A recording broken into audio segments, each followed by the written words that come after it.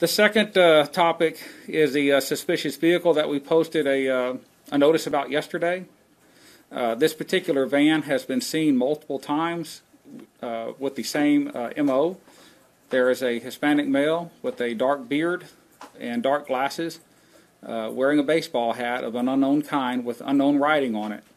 They are operating a either Ford or Chevrolet white panel construction style, work style van.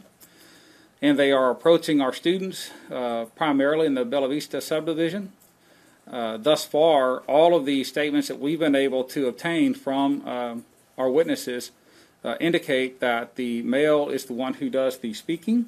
He does speak in Spanish to the children, and he attempts to entice them to come and look at some puppies in the vehicle and or candy or both. This is not only disturbing to us as law enforcement, but as parents. It is extremely disturbing and very upsetting, and I can assure you that we are putting all of our resources into this investigation and to try and locate and apprehend these individuals. The female occupant in the van, to our knowledge, through all the investigation and statements that we've received, has not spoken to directly to any of the children involved in this incident. Also, one factor that we see that has been continuous through all of our statements from all of the juveniles involved is that there's a piece of cardboard covering the license plate of this vehicle. So, armed with that information, this should be pretty easy to spot in this particular part of the county and of our district. So we're certainly employing some extra resources in that area. We're working with other law enforcement agencies that are also assisting us in increasing patrols and aggressively trying to make sure that at our school bus stops that our students are very well protected.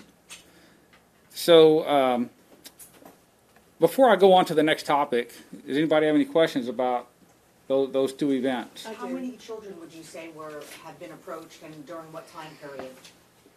Without giving too much, we have approximately a dozen statements so far that we have from our students. All of those statements, the information contained in those statements are certainly very similar in nature and how they describe the van and the occupants and what they're asking them to do. Over the course of what time, though? Like 3 weeks? Has this been... No, ma'am. To my knowledge, and from all the information that I have seen, only since last week, probably approximately Tuesday, Wednesday of last week is when this initiated. Chief, this van that you've described, it sounds a lot like the one that actually hit the game warden as well. Is there a link?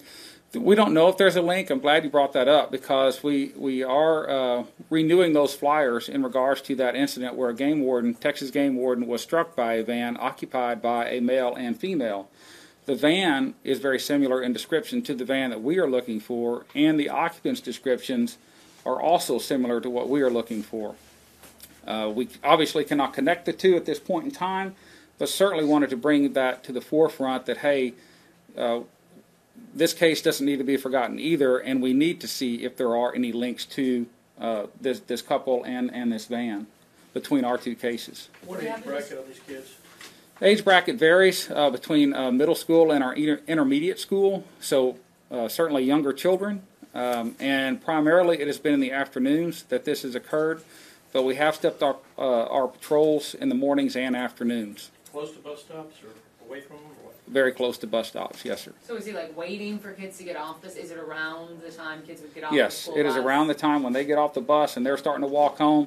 All of our bus drivers have been alerted. We've actually had a briefing with our school bus drivers, and they have been very diligent in reporting any white vans that they see anywhere in the area. So certainly our bus drivers are well in tune.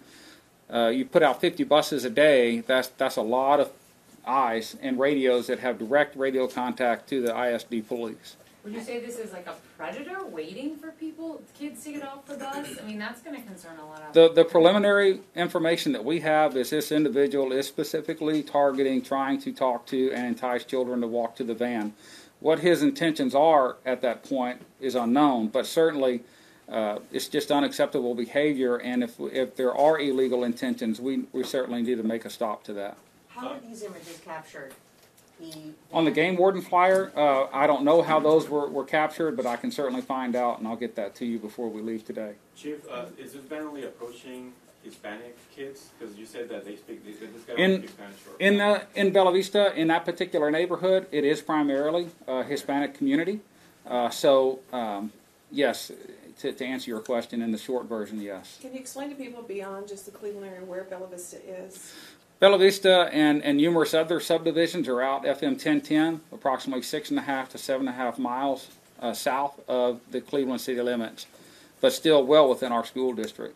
And whenever this van is approaching the kids, it's only the driver on the van, or is the passenger as well? The driver is the male. Mm-hmm. There is a female passenger that has been with the male at times, not every time, but at times. She has not made any direct contact that we've been able to find with the children. Only the male does the talking. What's a description of her, like age, background? We're dealing with very young children. It's just a female. That's really all the information they have. Again, you have to keep in mind of the age group you're dealing with, which is very young. And so I'm very proud of our kids for the description they've given us. It's certainly more than what we would have had. What is the age range of the students? Elementary school to intermediate.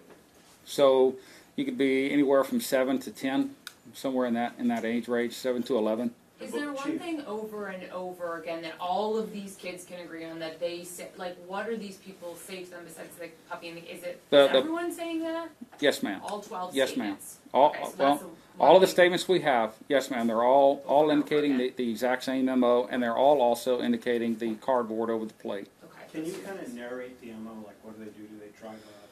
So once the bus leaves where the children are dropped off at, and of course the bus continues on their route, it's very shortly after that the van appears and that the driver attempts to talk to the students. Another issue that I'm really is obviously a concern, but I'm very proud of our students, is that every one of them has mentioned stranger danger type ideology, and they were certainly in tune enough, even at that young age, to flee away from the van and to immediately report it. And I got to give a lot of credit to our kids, and I think that those types of programs are certainly making an impact in our younger children. And in this particular scenario, it is clearly evident in our investigation that them fleeing away from that van with that knowledge that we've taught them has come in very, very important.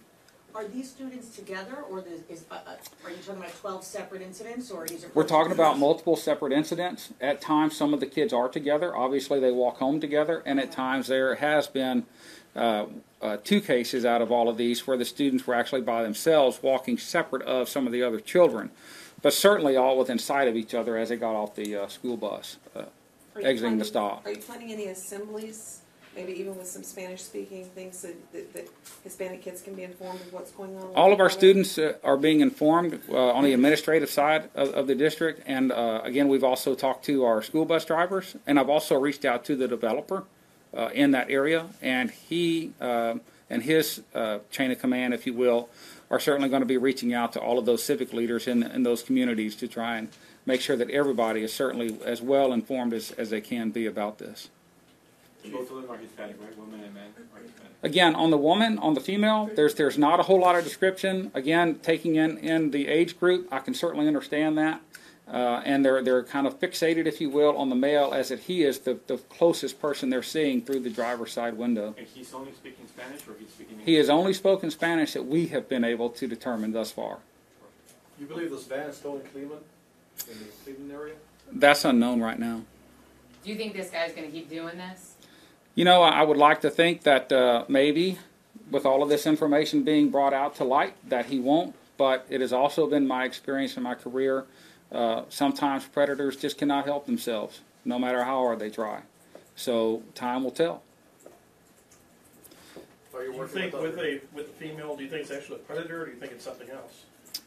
Some predators, there's case history where there were partners involved. So it's not something that you can exclude in the investigation.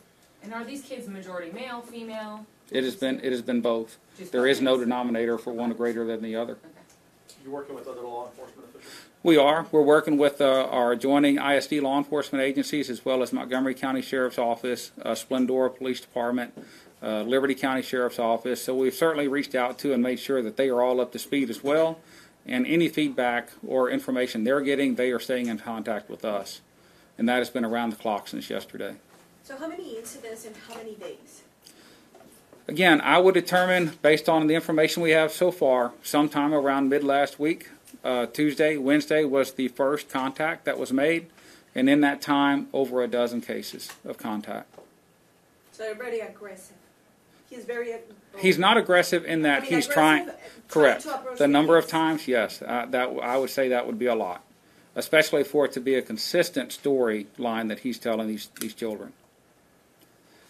If there's no further questions on this, we'll move on to the next topic. Can I just ask Yes. one really briefly, Sure. just without getting into a lot of specifics, but what kind of stranger danger do you currently, as police officers, do in the district? Talk about this stuff? We do with our elementaries. There are many times where our officers are invited into classrooms and into a library or our media center setting, and we have talked about stranger danger. We've also talked about abuse type issues with our younger children, and it's a program that we certainly believe in and work with our younger kids in our elementary schools to try and make sure that they understand what is right and wrong with conduct in regards to adults. Do you do it once a year? Like when? How So often? it's ongoing throughout the year. There's no specific time or how many times, but it is throughout the year. Is it something you feel like now you should be visiting classrooms to just talk about this specific incident? You know, I think I'll leave that for the administrators to determine how they want to deliver that information. Ours has been very general, just trying to educate the children that, hey, you know, somebody tries to come up to you, you don't need to approach the car no matter what they're offering you or no matter what they tell you. And no adult is going to come and try and take you away off the street. If someone does that, you need to let an adult know that you know right away. Do you recommend that the children have a buddy system when they're walking? Absolutely, absolutely. And we do see that a lot in our younger kids. I also encourage parents. Hey, I know everybody's got to work. I know some people, many people, myself included, we work 2 jobs. And I understand the time constraints with this, but I would try to find some family member, someone that you absolutely trust, to be at the bus stops, to try and be around your kids as much as possible so that they're not alone in the afternoons, whether they be walking home or standing and waiting at the school bus stops or coming home alone. Try to find some way to work together to network in your community and try to bring everyone together. Safety in numbers.